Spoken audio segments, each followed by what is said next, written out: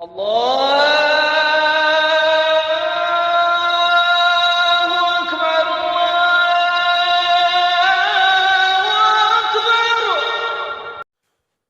السلام علیکم ورحمۃ اللہ وبرکاتہ۔ اسلام نے ہر انسان پر یہ ذمہ داری ڈالی ہے وہ اپنی اصلاح کے ساتھ اپنی ماتحتوں اور گھر والوں کی اصلاح کی فکر کرے۔ ان میں بھی سب سے زیادہ حق اولاد کا ہے۔ اولاد کی اچھی تربیت کرنا اور دین کے راستے پر ان کو چلانے کی فکر کرنا بہت ضروری ہے، کیونکہ بچوں کو شروع میں جس راستے پر ڈال دیا جاتا ہے عام طور سے آخر عمر تک وہ اسی راستے پر چلتے رہتے ہیں۔ اسی لیے قرآن و حدیث میں بچوں کی تعلیم و تربیت پر بہت زور دیا گیا اور اس کی ذمہ داری والدین پر ڈالی گئی۔ پہلی مجلس میں اولاد کے کچھ حقوق کا تذکرہ میں نے کیا تھا۔ اس مجلس میں بھی کچھ احادیث کو پیش کرنے کی کوشش کروں گا۔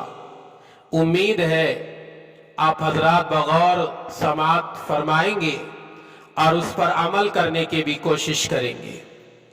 قرآن کریم سورہ طٰہٰ آیت نمبر 130 پر 2 میں اللہ تعالیٰ خود پیغمبر کو حکم دے رہے ہیں وَأْمُرْ أَهْلَكَ بِالصَّلَاةِ وَاصْطَبِرْ عَلَيْهَا۔ اے نبی صلی اللہ علیہ وسلم اپنے گھر والوں کو نماز کا حکم دو اور خود بھی اس پر ثابت قدم رہو۔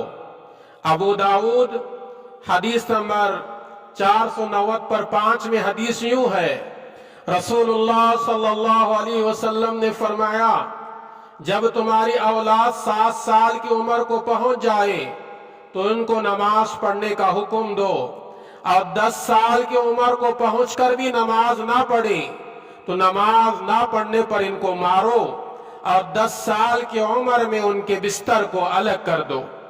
اس حدیث میں حضور اکرم صلی اللہ علیہ وسلم اولاد کے سلسلے میں 3 باتیں ارشاد فرمائی۔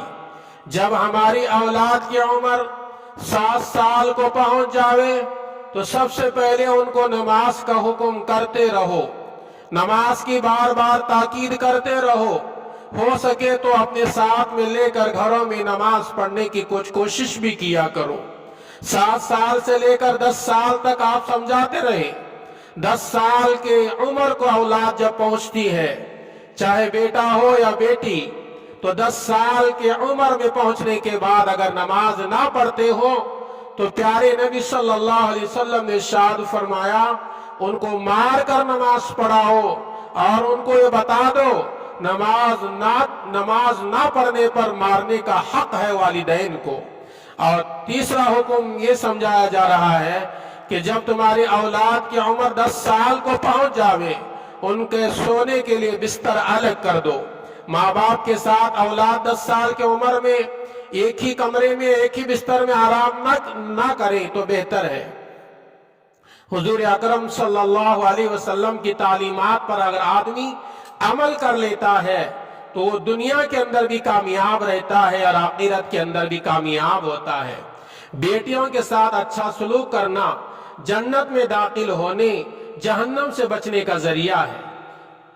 صحیح بخاری حدیث نمبر 5990 پر 5ویں حدیث ہے، حضور اکرم صلی اللہ علیہ وسلم نے فرمایا جس شخص پر اللہ تعالیٰ کی طرف سے ان بیٹیوں کی ذمہ داری ڈالی گئی اور ان کے ساتھ اس نے اچھا سلوک کیا وہ اس کے لیے جہنم سے بچاؤ کا ذریعہ بنیں گی۔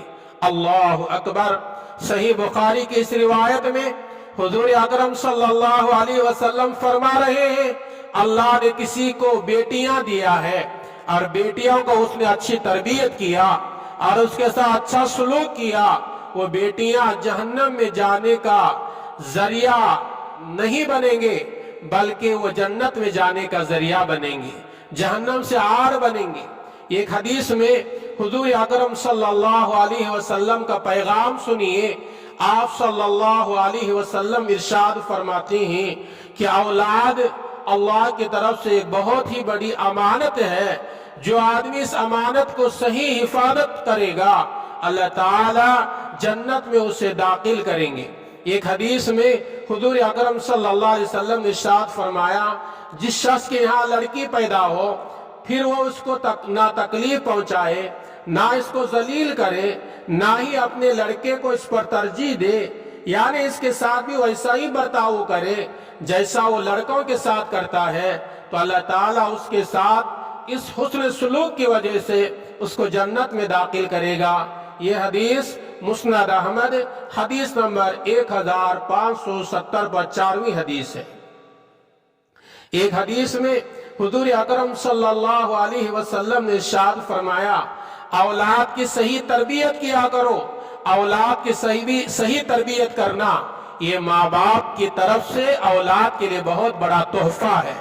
آدمی آج اپنے اولاد کو جائیداد تحفے میں دیتا ہے، بینک بیلنس تحفے میں دیتا ہے، اور بہت کچھ دنیا کی چیزیں تحفے میں دینے کے لیے تیار ہوتا ہے اور کوشش بھی کرتا ہے، لیکن یہ بہترین تحفہ نہیں ہے۔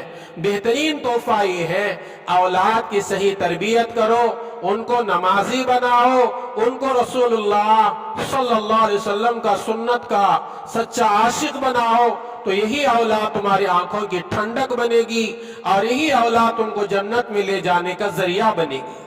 اگر اولاد کی صحیح تربیت نہ کرو گے تو یہی اولاد تم کو جہنم میں لے جائے گی۔ یہ میں نہیں کہہ رہا، قرآن کریم سورہ تحریم میں اللہ تعالیٰ خود کہہ رہا ہے، اے ایمان والو اپنے آپ کو اپنے گھر والوں کو جہنم کی آگ سے بچاؤ جس کا ایندھن انسان اور پتھر ہے۔ حضرت علی رضی اللہ تعالیٰ عنہ اس آیت کی تفسیر میں فرماتے ہیں، اپنے گھر والوں کو جہنم کی آگ سے بچانے کا مطلب یہ، ان کی تربیت کرو، ان کو اچھی تعلیم دو، اللہ کا ڈر ان کے دلوں میں پیدا کرو، رسول اللہ صلی اللہ علیہ وسلم کا طریقہ ان کے زندگی میں آئے اس طرح محنت کرو۔ اللہ تعالی ہم تمام کو عمل کی توفیق عطا فرمائے، اپنی اولاد کی صحیح تربیت کرنے کی بھی توفیق عطا فرمائے۔ وآخر دعوانا ان الحمدللہ رب العالمین۔ السلام علیکم ورحمۃ اللہ وبرکاتہ۔ سبسکرائب کیجئے میرے چینل کو اور بازو والے گھنٹی کو دبا دیجئے تاکہ مور نوٹیفیکیشنز آپ کو ملیں۔